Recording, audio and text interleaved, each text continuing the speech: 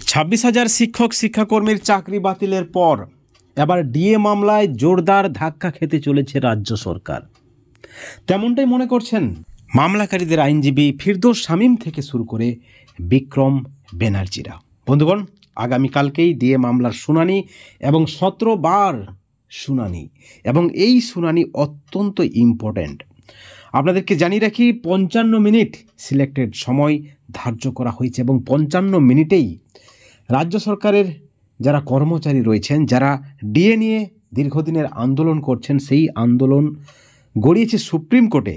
বারবার ডিএ মামলার শুনানি পিছিয়ে গেলেও আগামীকালকে কিন্তু ডিএ মামলার শুনানি হবে, তেমনটাই মনে করছেন আইনজীবীরা।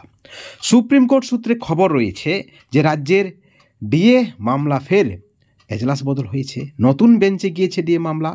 এবার বিচারপতি সঞ্জয় করোল এবং বিচারপতি মনোজ মিশ্রের বেঞ্চে ডিএ মামলাটি তালিকাভুক্ত রয়েছে এবং কজলিস্ট অনুযায়ী শীর্ষ আদালতের 15 নম্বর কক্ষে 2 বিচারপতির ডিভিশন বেঞ্চে মামলাটি রয়েছে, সিরিয়াল নম্বর রয়েছে 40-এ।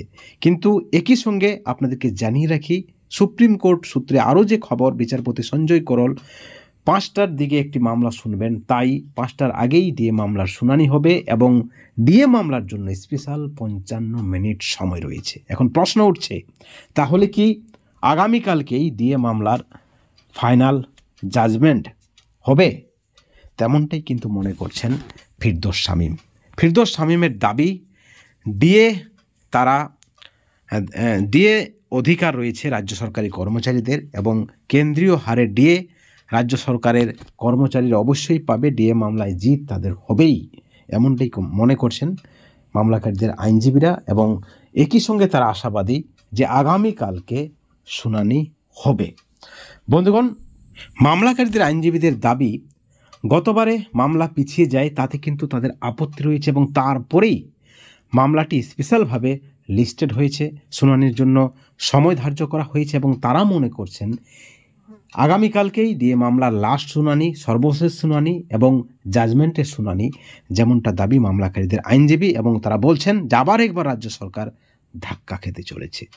এই ভিডিওর পরিপ্রেক্ষিতে অবশ্যই আপনারা আপনাদের মতামত আমাদের চ্যানেলের কমেন্ট সেকশনে কমেন্ট করে জানাবেন এবং আগামীকালকে ডিএ মামলার হাই ভোল্টেজ শুনানির প্রত্যেকটা আপডেট আপনারা এই চ্যানেলে পাবেন।